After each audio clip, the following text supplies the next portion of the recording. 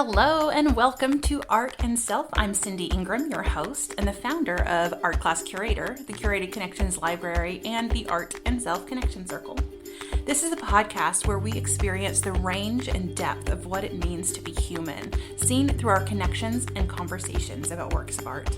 These art conversations are here to show you that art is here for you as a catalyst, a challenger, a coach, and a comfort.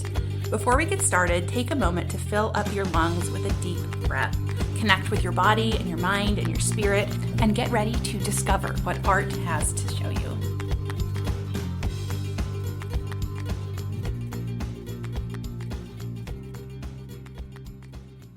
All right, I am excited to welcome Dr. Michelle Gordon to the podcast. Welcome. Thanks for having me. So happy. All right.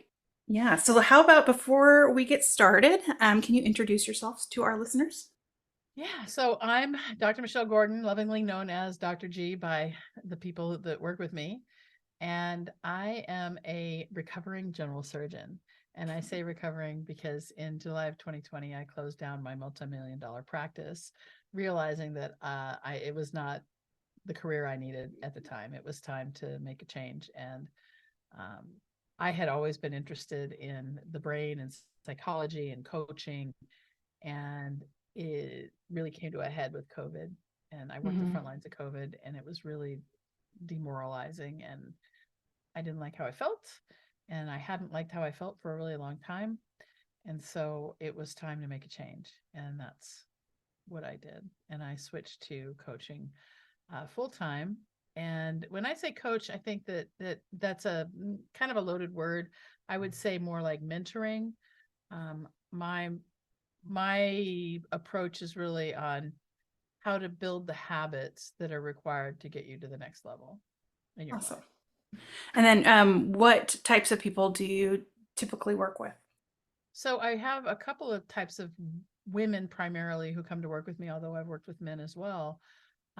Usually it's women who are in midlife who are having some sort of identity crisis, or menopause has come and has given them an opportunity to reinvent, kind of like what it did for me. But I also work with executives who are just really feeling burned out, and executives, professionals like doctors and lawyers who really want to love every second of their lives. And so I've got a couple of different programs for different types of people. Awesome. So we'll put links to all of those in the show notes if anybody is interested. The best way is just to get on my mailing list, my email list. That's it. That's all you have to do, and then you'll hear about everything. Great. What's the website for that? That's drmichellegordon.com, drmichellegordon.com, and you can get on there. Perfect. And we will also put that in the show notes. All right. So I'm going to show you 4 works of art. I want you to not pay too much attention to titles because I like to really focus on the image, but I'm going to tell the title so that the people listening can know what we're talking about. Listeners, if you want to see these artworks, you can head over to the show notes, and then you can also watch this on YouTube, which will have an image of the artwork that we chose nice and big for you to watch. I went a little bit off my typical for this because I usually pick things that the person I'm talking to wouldn't necessarily have seen before. But you'll see here there is one that I know you're familiar with, but I just had to keep it in. So you'll see it when my favorite painting ever. Yep. And you shared that painting with me, and then you had such great thoughts about it. I was like, let's just put it in here. And potentially talk about it. Okay, let me get my screen share going. All right. So our first option is Murmurs by Dorothea Tanning. And then the second option you'll recognize, which is Dante and Virgin by William Adolphe Bouguereau. And this was the painting that she shared with me that I thought was so cool. Third painting is When We Return, You Won't Recognize Us by Glenn Brown. And then our fourth is The Nightmare by Henry Fuseli. I think I've seen The Nightmare in a museum before. Yeah, it's at Cleveland Museum of Art is what I want to say. I Oh, might be wrong. I may have seen it there years and years ago. Yeah. Oh, do I have to pick only one? Yep. Mm, man.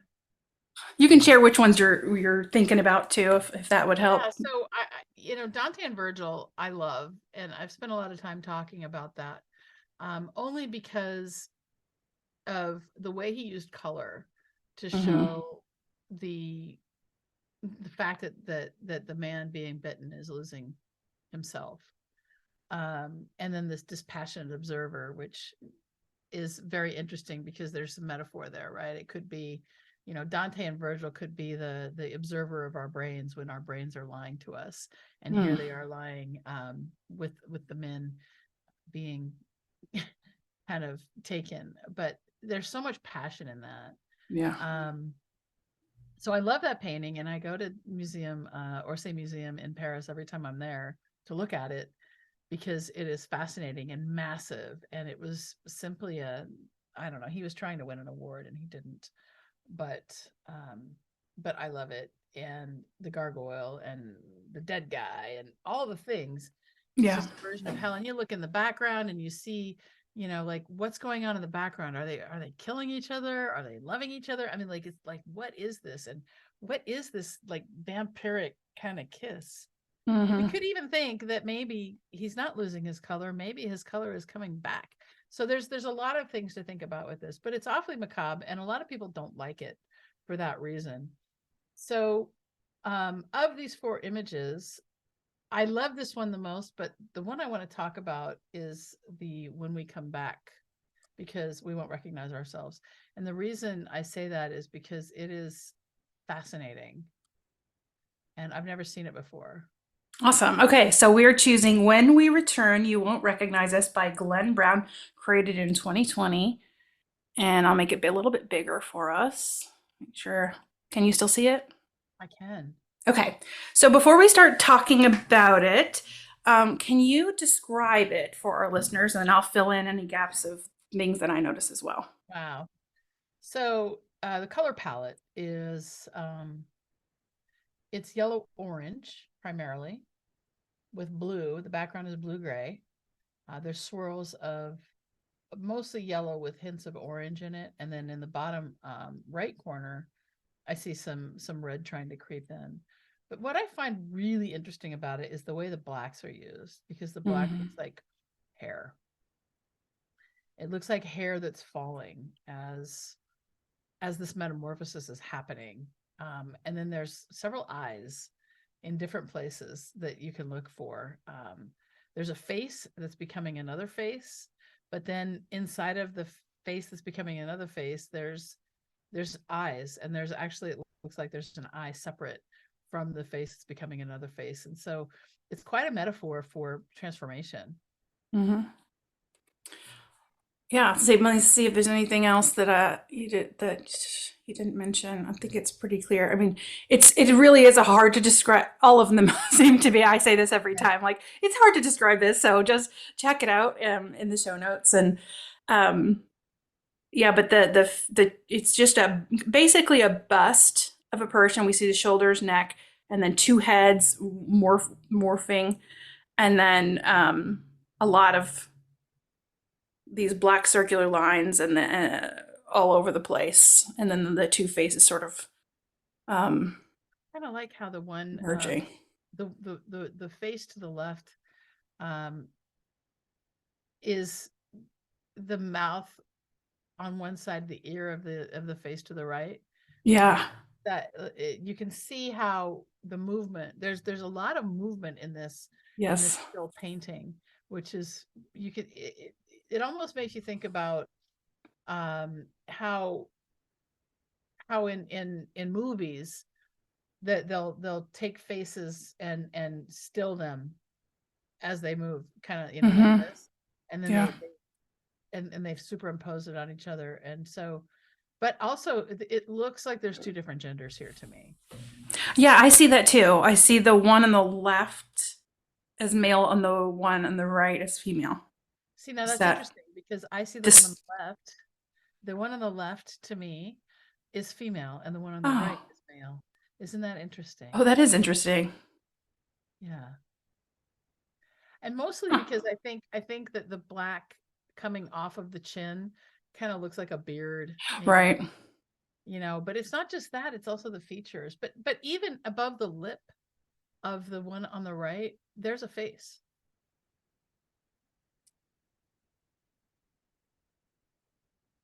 Like right here, Nope. So up here. on the so on the lip, just right there, Uh-huh.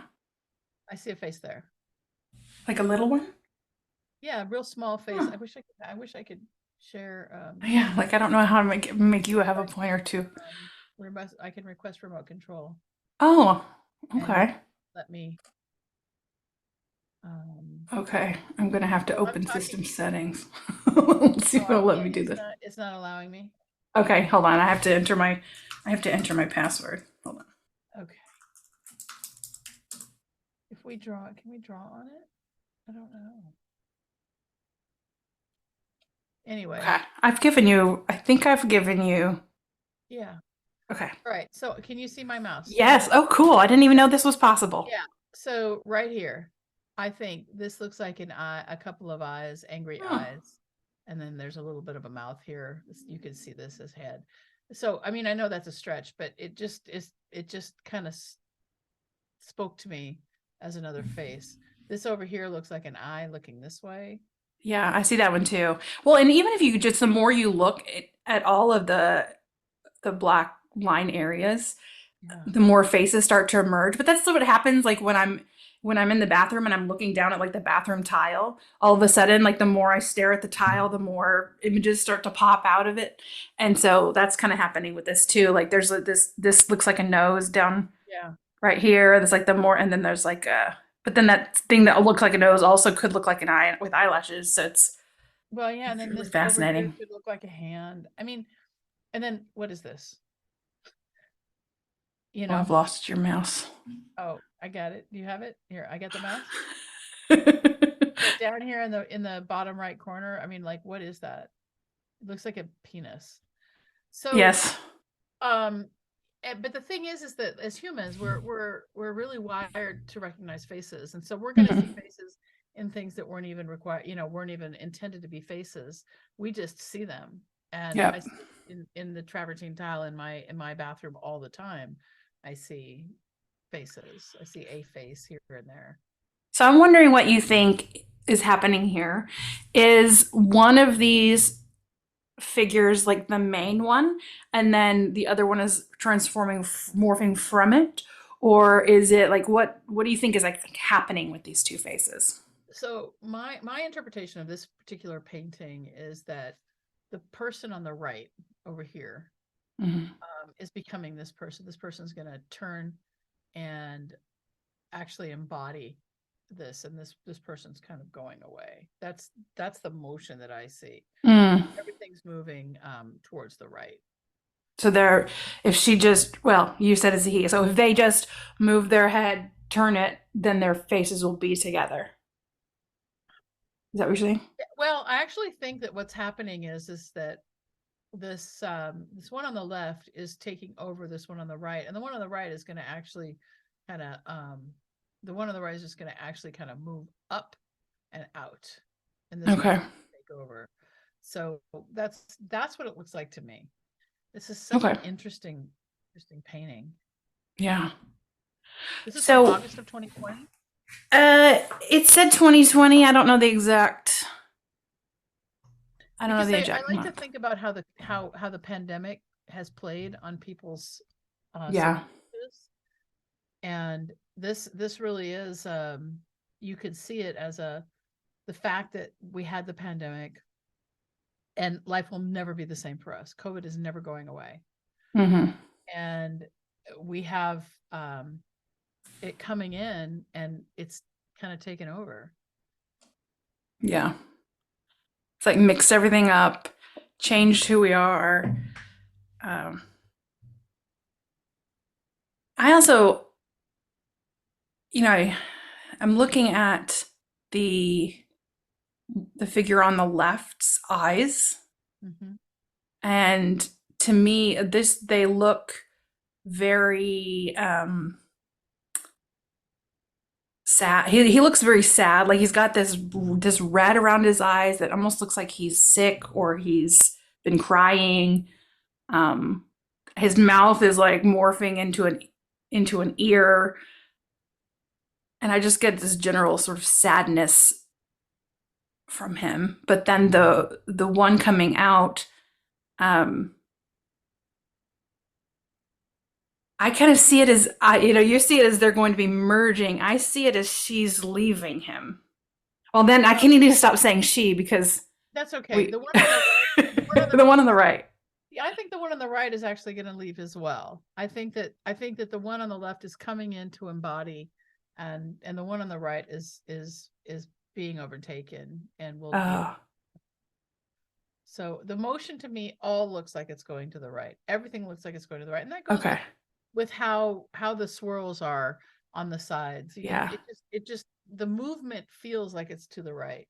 Like something new has come in and the thing on the right has to go. And that goes along with the way we read, right? So for somebody who reads left to right, right to left, okay, it would be the other way.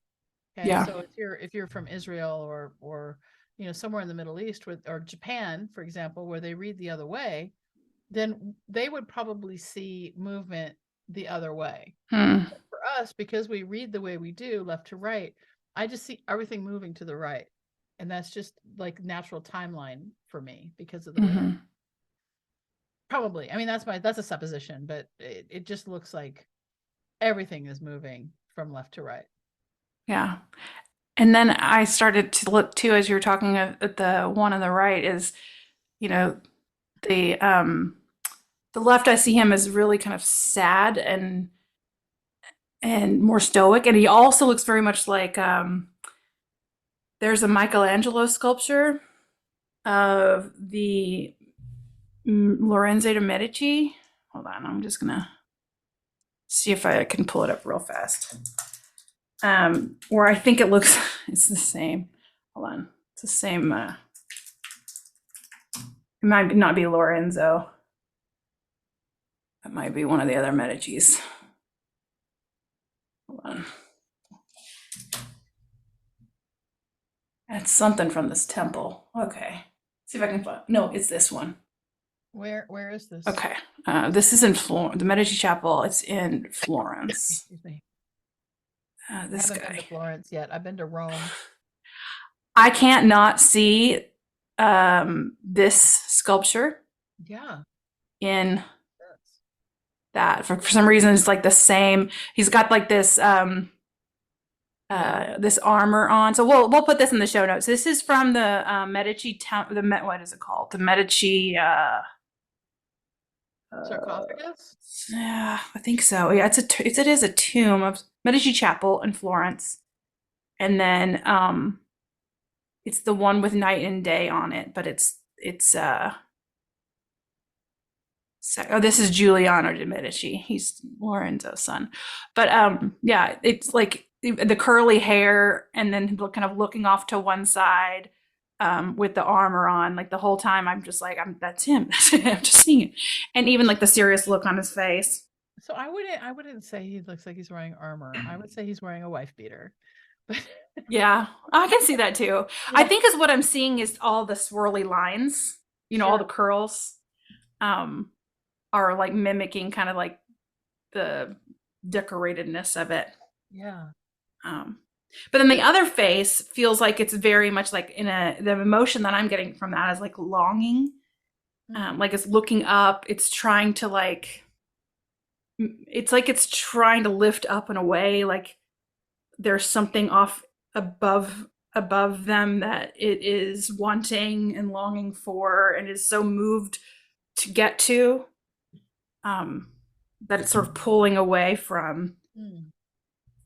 Yeah, there's another interpretation for this, which would be that the character on the left is actually freeing itself from the character on the right and will become its own. You could actually see it like pulling up off of the original. as if they were maybe conjoined twins that got broken apart, Yeah. or the soul leaving the body in death. I mean, there's just a lot of metaphor. Yeah, that's kind of what I'm feeling. It's this like uh it's like the soul part, like, or it's like a spirit or something, because it's even that face even looks like it has more white on it than the other one does, and it Mhm. feels a little bit more or less physical. It's more like ethereal, whereas the we have really kind of strong lines of the one in the background. I'm gonna start saying the one in the background because I think the right and the left is Which is the one in the confusing. background, though? I don't. Is it the one on the left or the one on the right? And I think, are we saying left and right the same? Are you saying left Well, as when you're looking at it, or as if you are it? as if I'm looking at it. So this to me is left. This to me Okay, is right. then we're okay. Then left and right's working. Yeah. For some reason, sometimes you'll say it, and I'm like, wait, I think Yeah. which Yeah. okay, And since we both since it's different genders, it's hard to say. So yeah, um, you know, okay, but this is the more yellow of the faces, and this is the yes, more blue of the faces. Um, yeah, it is a very interesting painting. I think the thing that I find the most fascinating, the reason is like, why all the hair? Why all the black? What are we doing? Are we shaving? Are we, yeah, what? Because I think about like all these little hairs, and I'm a little bit neurodivergent, and one thing that really bothers me is certain feelings. And hmm one of the reasons why my hair is as long as it is, and I shaved my head during the pandemic, is I cannot stand the feeling of hair. Like, I hate getting a haircut. I hate going into the salon. I go to a barber, and then I, shave during the pandemic because I can't stand little hairs. They just they hurt. They yeah. itch, and I can't stop moving. Right? I'm moving around just thinking about it. I And have the so same way. That's why I have my hair short too. looking at this painting makes me feel creepy because of the feeling, hmm just the feeling of little hairs everywhere, and how that feels. I shaved my son yesterday. My son's getting ready for an operation, and he's he's special needs, and so he didn't shave for weeks and weeks. And I sat him down in his shower and shaved him, and then ran away because he had like this big beard and a lot of hair, and I was like, and I could just feel it everywhere. And so it's the same kind of thing. I have this aversion um to hair, and it just feels like there's so much hairy kind of weirdness going on in this painting. It fascinates me too that even with that, this is the one that you chose. Do you think that played a Well, part in it? I think it did. Yeah, it was the hair. The hair is what drew me because it was so weird that I wanted to talk about. Like, why is there so much hair in this painting? It's so disgusting. Okay, so let's see. Let's figure it out. Why is there so much hair in this painting? I mean, there's not really like the hair on the head is more like these yellow kind of wispy things, and they're, whatever it is. And that might actually be like soul aura, and maybe not even hair on the head, right? Mm-hmm.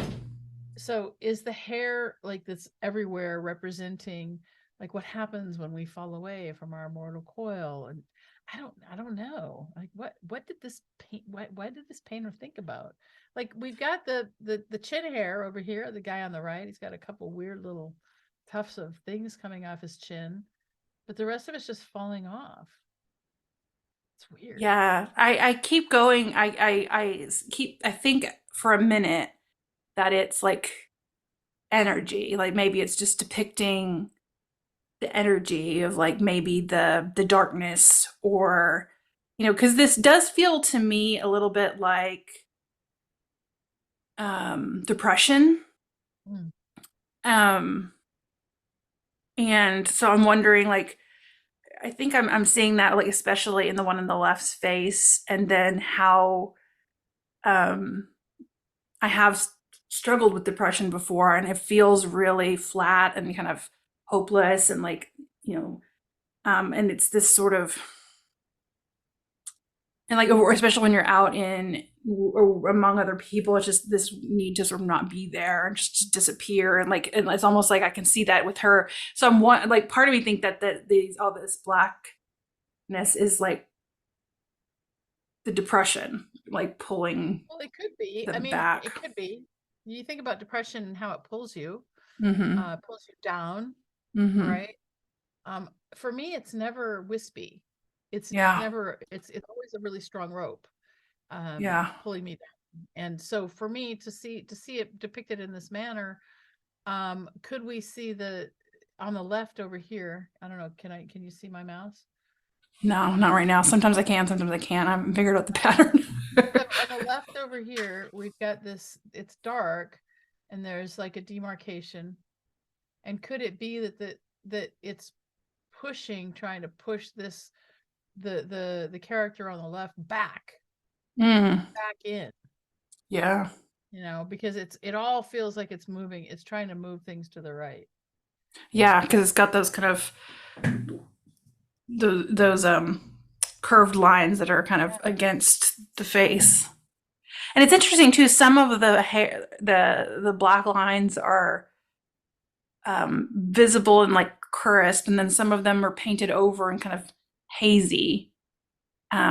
Some of them you can see really detailed, but then some of them are really foggy, and some of them are very like layered, and then some of them are um, not. And so there's so much variety in those lines too. Yeah. And then there's like a few like perfect circles, Mm-hmm. spirals. And so yeah, it definitely has some power behind it, I think. Yeah. But then you also have in the neck here, you have this one area that is just like a circle. It's like a view into another world. Is it And that blue, the blue circle? yeah, Yeah. and I'm thinking, what is this? Yeah. Well, especially because the background's blue, and Yeah. then you don't What see a lot of blue on the figure at all. You see a little bit on his forehead, but it's more mixed with the other colors. This one is more just, and it's right where you know what? It's right where his vocal cords would be, it was right where or the vibration. the character on the left's vocal cords would be, not the Right. one on the right. Yeah, but Right. maybe that is like the seat of the will or whatever. Uh, Mm-hmm. yeah, that's so interesting. Um, yeah, it's 'Cause I almost feel like if he were to try to talk, he wouldn't be able to, with that mouth slash ear the way it is. I think it would be like Yeah, yeah, like it wouldn't. It wouldn't come out, and also too, like the other face, the one on the right too, feels very animal to me. I keep seeing like goat. I think it's the little beard thing, and then some of the little swirly yellow lines almost look like horns, but it's almost like a uh I keep thinking of Pan for some reason because my daughter's reading. She's always talks about Percy Jackson, so I hear about Pan a lot. But like I yeah. see that element in there too. Yeah, so there's some like ancient Greek kind of going on here. Yeah, That I don't know. To me, that face on the right feels like it's melting. It feels like yeah. it's really disappearing. It's really disappearing Oh, for a reason. This is a very interesting painting. it I'd like is. I'd like to know what the artist said about it. Yeah, well, we can look that up after. I like to wait. I like to wait until we're fully done before we Yeah, of see what they course. say. I mean, you know, I don't know. I've never seen this artist work before. And there's just so much there's no straight lines in this except for on the edges. Everything is Mhm. and so I wonder, if this artist was just experimenting. I and Yeah, there's so much energy. Oh, you know what? I just find some straight lines right in the hatching. oh yeah, but it's There's some hatch marks. so curly hairish kind of thing. But you Yeah. know what? We could look at that golden thing on the top of the head. And actually, now speaking of Greek mythology, I'm thinking Medusa now. Oh, Could be snakes. yeah. And is it Medusa looking at a dude who's actually going who's turning to stone? That's interesting. And then it's a totally different interpretation when you look at it from that perspective. Yeah. And then you have technology up here on the right, over here, that black eyeball kind of green Mm-hmm. thing. So that, it's almost like a robot or a drone or something that's recording the happening. Hmm. I've been reading a lot about virtual reality lately, and it's so funny thinking that we probably are in, a virtual reality, complex one, but the fact that we can change our perceptions with our thoughts. And when I look at things like this, it makes me think, what it means to me. I can change anytime because I can Mm-hmm. just decide what it means to me, what it looks like, and kind of it's such a metaphor for how we choose to live our lives. Yeah. Yeah. Are things Oh, happening to me, or am I making things happen? Right. it's fun now. I'm like, okay, one, I love a good we're living in a simulation conversation, but I with that question of um are things happening to me or am I causing things to happen? It's kind of fun to look at this through the each of those lenses and how the interpretation changes. Like um when I look at it thinking things are happening to me, um a completely different interpretation happens than when I look at it through I'm in charge, like as if I'm the Yeah. main character. Um that's really interesting. It's like two completely different lenses. Yeah. And that's but I think this is such a good opportunity to say this is light. We can change the lens on our lives at any time Yeah. just by shifting our perspective. And just like we can look at this work of art from, the perspective of magic and soul imagery, or maybe even indigenous Americans with some sort of a soul transfer, or we can look at it from Greek mythology with Pan and Medusa, or we can look at it from hey, this is what it's like when we talk to our higher selves. So there's a lot of ways to interpret this, just as there's a way to interpret anything that happens in our life. Yeah. And I think that's what's so something I love so much about coaching is, but you and I are both coaches that, you can work with someone and they are, um, if you were like to, I'm thinking of one particular person who was in my program last fall, who at the beginning of the program and the end of the program, if you were to take a look at her life, like everything would be the same. She had the same job, she had the same kids, all of her circumstances were the same. And at the end of it, she Right. says, "Nothing has changed, but I have changed." And like share her perspective on her life had changed, how she viewed her life, what choices she made, um, and all of that like dramatically changed her life when actually nothing in her life actually changed. Only the only thing that changed was what happened in her mind. And I think it was so powerful um, to experience. And I'm wondering what kind of I would love to hear from your perspective, having left a career in medicine. Like, how does can you see that story reflected in this painting at all? Um, well, I suppose if we look at the character on the left as the one who is becoming free, um, free of societal constraints, free of shoulds, free of what I thought I was supposed to do, or what my 5-year-old brain decided I was supposed to do because of a belief I created at that time. Mm, And as I was able to shed those beliefs, I'm able to walk into who I really am, and the things that I really care about, which I'm still discovering. yeah. It's that's how I would interpret the character on the left is probably the one who's going to win out on this. And Hmm. she's to me the true self. And it's like, I mean, you could even say it's like a snake shedding its skin, Yeah. right? I mean, like the facade is dropping and the real person's coming through.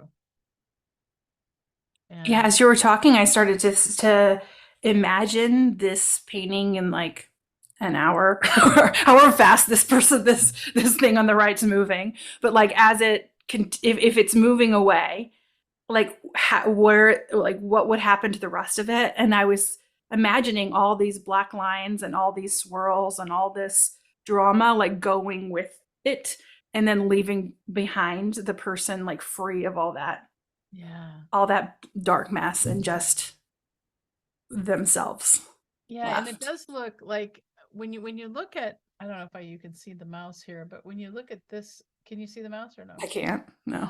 You cannot. Nope. Um, It's right because the listeners anyway will need to.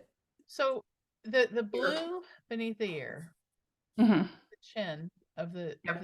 new being, right? Hmm. As the being on the right moves away, the mouth starts to appear, the ear goes, Yeah. we start to see like more of this person who's got a clear in the middle part of the throat, which is a clear view into the next step, right? Into the next, Yeah. into the it's a clear view into the past, but it could also be a metaphor for the future. But it's a clear view depending on which side you're looking through, Hmm. that is giving them the freedom to be who they are. Yeah. They get their voice back. Yeah, there's They just a get. lot going on in this painting. Yeah. Uh, Totally. yeah. I keep getting drawn to the eye of the one on the right. This that yellow. It's like a yellow line that forms a circle right where the Yeah. eye would be. Right. And I've been staring at that at that spot the whole time. It's like, uh, and I don't know why, but it's just I'm so focused on that one part. Well, I think what we're seeing is that eye is going to become the ear, Mm, and so it makes it. I mean, it's also kind of the center right. uh, of the action there.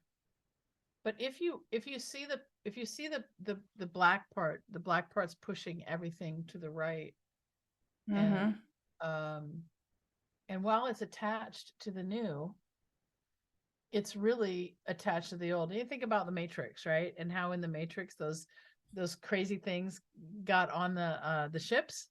They look something like these black things Oh, that are I on the haven't seen that in pyramid. so long. No Yeah, but idea. it's just like it's almost like the black stuff is eating away at the old, and it's Hmm. pushing the old out. Maybe it isn't depression. Maybe it's necessity, or new beginnings, or God. You know, Yeah. there's just so much. I don't know. The more I look at it, the more I see, and that's I'm not one to spend a lot of time looking at any image, but there's something really familiar about the image on the left. Like it's it's really close to a, I want to say to a Da Vinci sculpture, but I can't place which one it is. Hmm. But if you see how the face is curved that way, Yeah. and how chiseled it's going to be when it's done. Yeah. It's okay. So now too, I'm looking at the forehead of the one on the left Yeah. and the left eye. There's like all that purple. Uh-huh. And then there's like this purple little circle on its head that has white coming off of it. Mm-hmm. But then all that black, it's like stuck to the skin. Like, is it like um I don't know. It looks like it's just glued to it, or if it's just like taking over. Um, but I hadn't really looked at it before. It looks so much different than the rest of the black lines to me and how they're interacting with his face. Yeah. Almost look like he's like smoking or something. That purple makes it look, I don't know. Yeah. I mean, it does get really, really dark towards the left of the painting. Hmm. Yeah. And the motion does really appear to be going to the left. So is that the question is, what is the black doing? Is the black pushing out the old? Yeah. I mean, even when you look at the nose of the character on the left, you can see the motion of the right moving out Hmm. with the blue and the yellows that are coming off. I just wish I could place where I've seen that before, because if I could, I could show you. Hold on. I just want to pull up David. Yeah, I was thinking maybe David, I was just like, it hasn't, not quite David. not quite David, but it feels like Michelangelo. Michelangelo has these very chiseled faces like that, and so it has a touch of Michelangelo essence to it, to me. Yeah, it's turned the other way, and so I'm Yeah.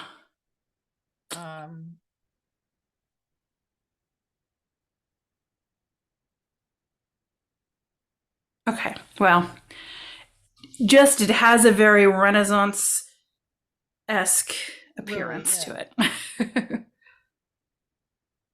Okay, now so I don't normally look at the titles, but I want to reread the title again because I think it'd be interesting to apply that to what we've been talking about. So it is, when we return, you won't recognize us. So what does that add to the meaning of this for you?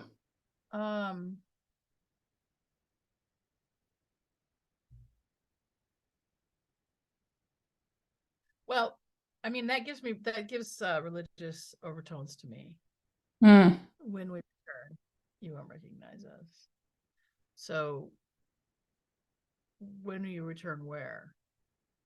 Is it a reference to the rapture?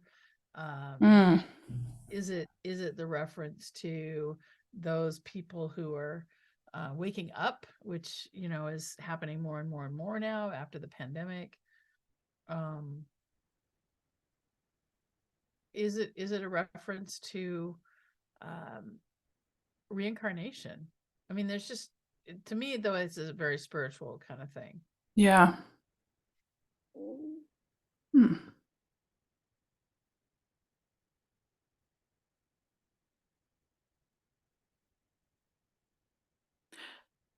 Yeah, like there's something spiritual happening to this person that will fundamentally change who they are to the point where they won't be recognized.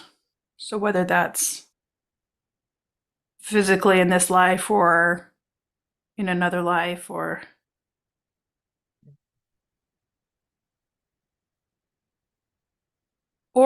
suddenly, because we're noticing that the both faces look like different genders, what if we looked at it through the lens of a gender transition? It could be a gender transition. It could be something else, like not just a gender transition, but like a I don't know. I just keep coming back to spiritual. Yeah. And then I also look at it through the term of, this was created in 2020. We don't know exactly what month, but that, that's been true for 2020, that pretty much everyone has come out of the pandemic a different person than who they were before. Some more dramatically and outwardly than others, but everyone has changed. And so it could be referencing that as well. Like, and that the artist noticing that in the early days of what's happening. Yeah. Does the Winged Victory have a face? No.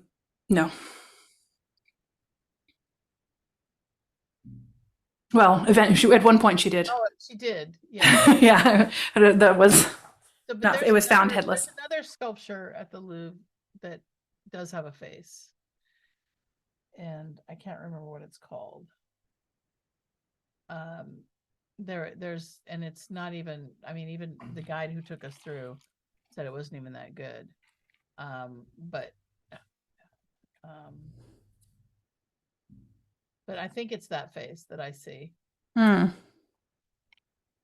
Well, if you find it, or if I find it, we'll put it in the show notes. Yeah. Oh man. There's a lot of statues at the Louvre. I know. I was like, that's a needle in a haystack problem right there. I found the one I was thinking. It's Venus de Milo. Oh, okay. Yep. Okay. Let's see. Yeah, it's Venus de Milo. I'm pretty sure that's the one I see in it.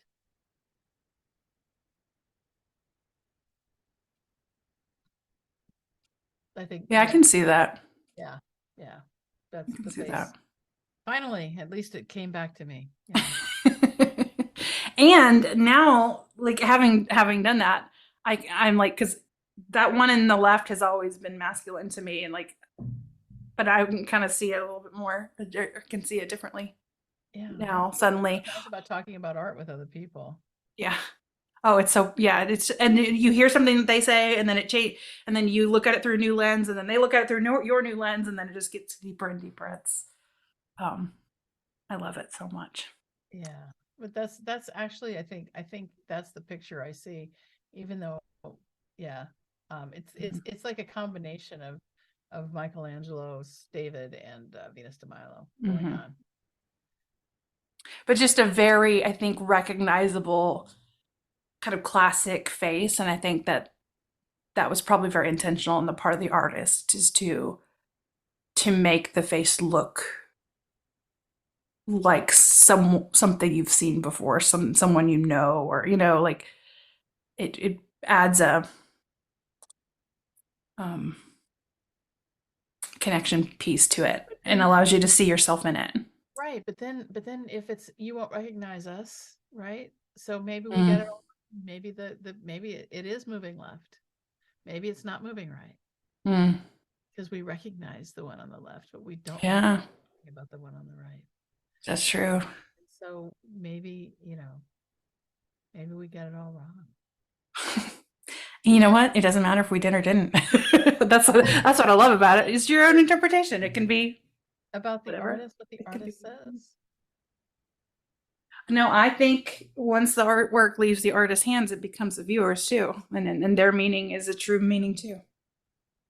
So I always that's like my to find my out what personal the point of view. intention is. Yeah, I am. When I was in, gosh, where was I? In London, I went to the Tate Modern, and I saw a piece that I really liked, and I took a picture of it, and it was American artist in, I think it was 20, like right after, sometime during Trump's reign, and it was just really interesting to talk. She talked about the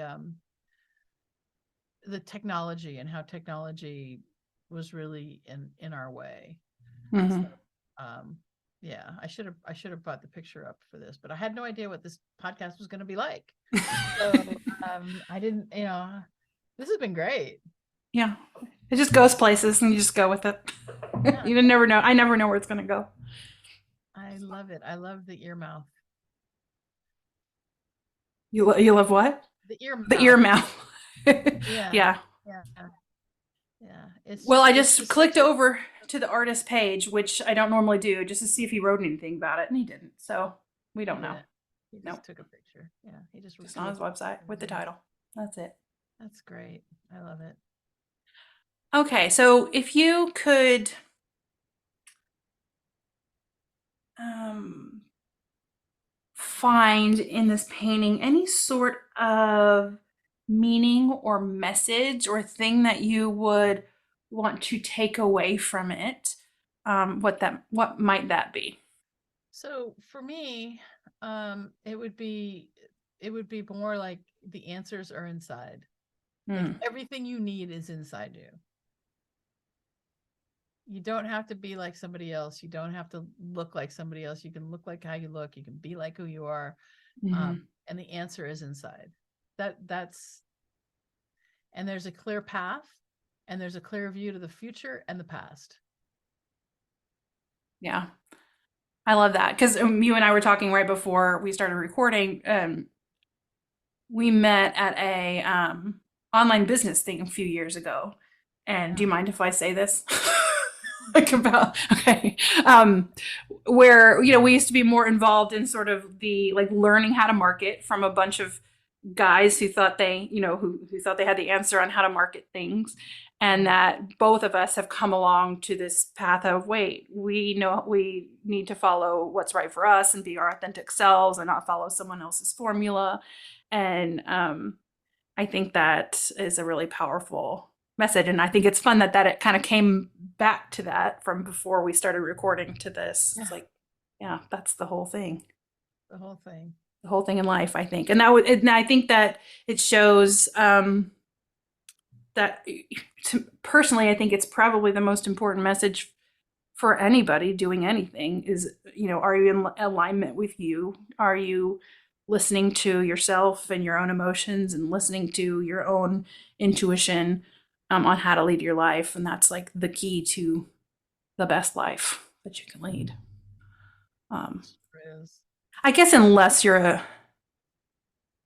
I guess if you're like a sociopath or something, but I think most people just, if you follow your Well, we have to have the assume the best. caveat that Yeah. if you're a serial killer, don't listen to us. Yeah. Yeah. Your path is different. My brain is always like trying to find opposites to anything I say or anybody says, and so it's naturally always doing that. I have to stop. It's like stop looking for the butt. Yeah, no, we work. I mean, our brains lie to us all the time, right? Yeah. As a matter of fact, so I've recently started rowing again, and I was never a big rower, right? My friends were rowers in college and whatnot, and I just never got into it. But I got a rower in the pandemic because I thought it might be really good exercise, and then it just sat in my basement for a couple of years, and I'd use it, and I've used it exactly 34 times since I bought it. Okay, and I've been paying like $38 a month. Yeah. Um, and so I decided that I was going to use it at least weekly, and I've done that since the end of December. And then the other day I did a 36-minute row, and I came in fourth in my age group. And not that I was trying to be competitive, I was just trying to do a workout. But I thought, maybe I really am an athlete. And because my brain just always says you're a fat slob, just always tells me that. And so it's like, I'm going to see what happens. What's going to happen if I row for 15 minutes every day for a month? What's going to happen to my body? And it isn't about anything other than just, let's see. I love that. I've been trying to take that sort of approach in life lately. It's just like let's just experiment and play and just see how things go. And coming from like this perfectionist, everything always has to be right. You don't do anything. If you can't do it right, don't do it at all mindset that I've had my whole life. Suddenly I'm like, that's why I don't exercise. That's why I have a Peloton sitting like 5 feet from me and I haven't been on it in months. It's like, it's because it's like I can't do it perfectly, so I don't do it at all. And it's, yeah. Yeah, but what is perfect? I mean, see the problem Yeah. with perfectionism thinking is that it really is a form of fear. Mm-hmm. So when we look at it from that perspective and we realize that perfectionism is a form of fear, then we can start to face it and really ask ourselves, what am I getting from this? And when you ask yourselves when you start to trust yourself and you start to realize that all the answers are inside you, then even for the behaviors that you consider bad, right? You say, what am I getting from this? What is my what is my subconscious trying to protect me from or give to me with my avoidance of XYZ or my obsession over this other thing? So for me, it's like, why do I obsess about pizza on the weekends? Because it's the weekend and I want to eat pizza. So sometimes I do. Who cares? Yeah. Indeed. So but I think that there's just such an opportunity to sit down and ask yourself, like, what am I getting from this? What is it giving me? Because my brain is trying to help me somehow with the behavior, whatever it is. Maybe it's smoking, maybe it's eating, maybe it's not, maybe it's Netflixing for hours on a time. That happens. I do that. I'm guilty of that. And so the question then becomes, well, what am I needing right now that's keeping me? And I'll give you a perfect example. Yesterday, I watched Star Trek. I watched the new I watched like 4 or 5 episodes of that. And I was like, why am I not working? Why am I not in my office today? And I realized that I had been in my office the whole weekend. I did not take the weekend off because I had a weekend intensive in one of my classes. And I was like, oh, I need a day off. I need to not be in my office today. And so I took it and it was fine. I mean, I still exercised and whatnot, but it was like, I had that insight that it was okay to take the day off because I'd spent the weekend in my office. And part of me was like, not doing that today. It's like, okay. Yeah. Yeah. I always ask myself the question, what am I craving? Because there's moments where, like I have a cocoon, I get pillows and blankets and I stack them all. That's my comfort thing. And it's like, cause I know in the moment I need like the weight on me. I need to like be physically grounded. And it's like, I'm craving comfort so that I just pile it on. I could get that comfort lots of different ways. But if you like if it's a behavior you're feeling guilty about too, that's like,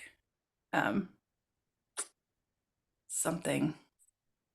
Well, There's something underneath it that you are wanting, you're trying to get through that thing. But remember, even if you're having guilt or shame about something, it really is because you don't want to face it, right? Yeah.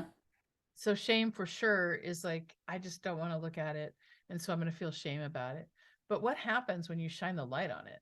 Mm-hmm. What happens when you shine the light on that thing, whatever it is? Maybe it's smoking. Maybe you feel guilty about smoking, or maybe it's eating, in the middle of the night, or whatever it is that you do we all have things that we're not happy about, right? But when you take the spotlight and say, well, what really is that giving me? And you have the courage to look at it, then there's no place for shame.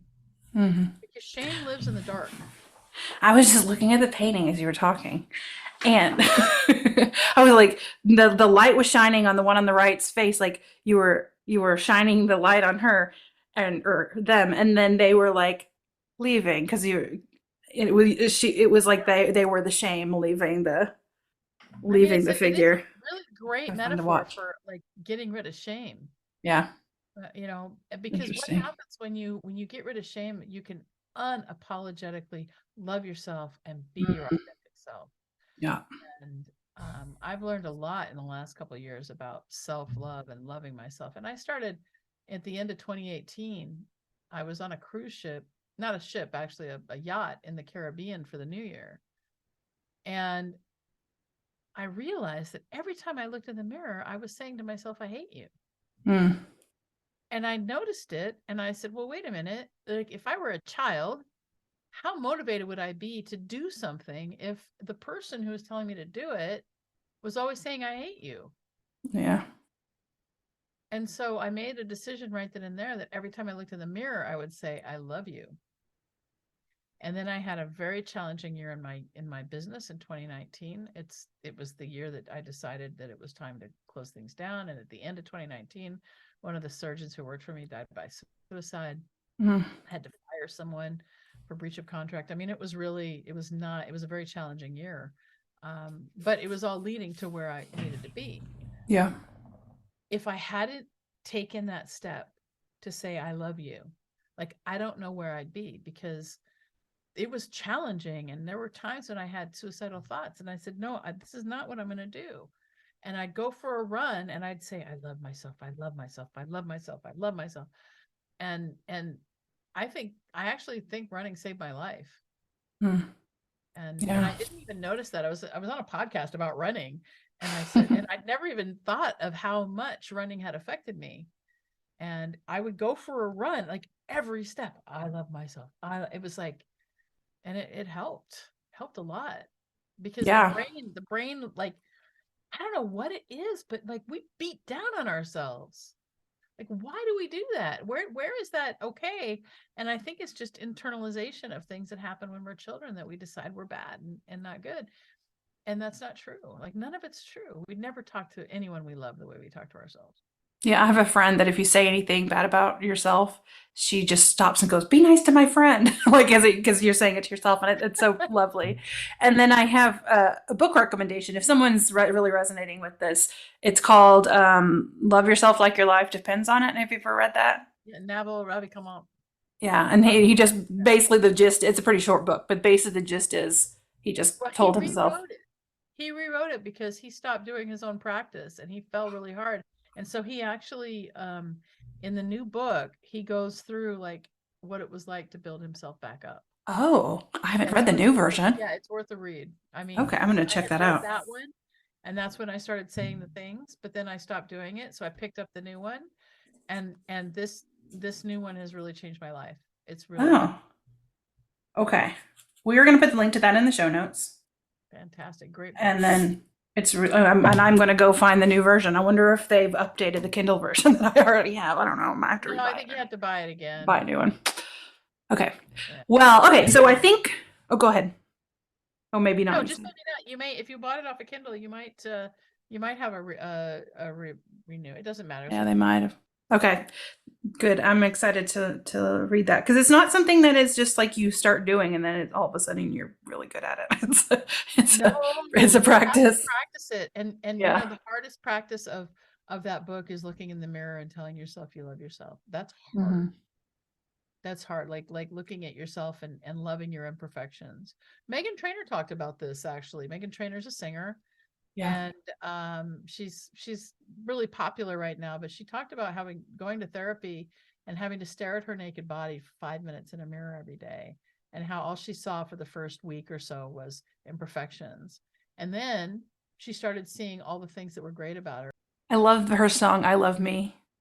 Have you heard that I song? haven't heard that one, but I have, have heard the more recent one. I don't It's know. one of my shower songs. Like when I need a boost. When I need some confidence. That one's so good. It's so easy to feel, I think there are things that can get us going, and then it's discipline that keeps us going. Discipline Mhm. and consistency. And without that, it's really hard to build anything. And Yeah. if you're an entrepreneur like we are, the main thing that is vital that you protect, this is something I got out of our bro marketing course, is that you got to Yeah. protect your mindset, because Yeah. it's really easy to feel defeated and know that failure is just another way that it didn't work. Yeah. Just keep And trying it's things until they work. got it. And the name of the game is to stay. Wait, shoot. I was going to pull the quote that he used to always say. Oh, The name of the game is to stay in the game until you win the game. That's what he used yeah, to say all the fun. time. You don't have to get it started. You just got to get it going. Oh, yeah, that's another Get one. it perfect. You just got to get it going. That's it. Yep. Yeah. Get it All started. right. Indeed. Okay, so a great inspiring moment is there at the end, and we'll make sure we put those resources in the show notes. But before we end, is there anything left in the painting that you feel is unsaid that you want to bring up, or did you feel like we covered it pretty well? Well, I would say that this painting, which seemed so bleak to me in the beginning, now feels like a lot of possibility after talking Hmm. about it for an hour. Yeah. Yeah, I agree. It feels a lot more light. It feels like more hopeful. Yeah. Um, so awesome. Well, thank you very much for this conversation. And before we go, can you remind everyone of your website and how to find you on social media and things like that? Yeah. So you can get on my email list at drmichellegordon.com, DrMichellellegordon. It's the best fucking newsletter for midlife professional women. But you don't really necessarily have to be a midlife professional woman, but a lot of tips on mindset and happiness and Mhm. productivity. And I send out a newsletter. I try to do it twice a week, usually with a link back to a podcast or something that's interesting. On social, on Facebook, I'm Dr. Michelle Gordon, DrMichelle Gordon, or Dr. M. Gordon, which is where I post mostly, which is my personal Facebook page. Instagram, Dr. Michelle Gordon, spelled out doctor. And LinkedIn is Dr. Michelle Gordon with a DR. And I post on LinkedIn every day as well. So Awesome. I'm all over. I share my life. I cook a lot. I show my cooking stuff. I travel when I can. Yeah. Wonderful. Thank you very much for joining me today. Thanks for having me. I really appreciate it. Thank you so much for listening to Art and Self. And if you loved what you heard, please consider leaving me a rating or a review on iTunes.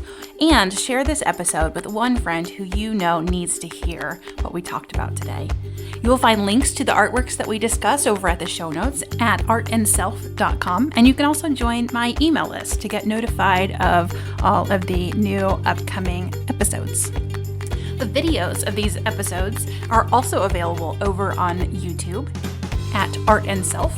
And you can also follow me on social media, on Instagram at Art and Self and on Facebook at Art and Self Cindy. Thank you so much for listening and have a wonderful week. I'll see you next time.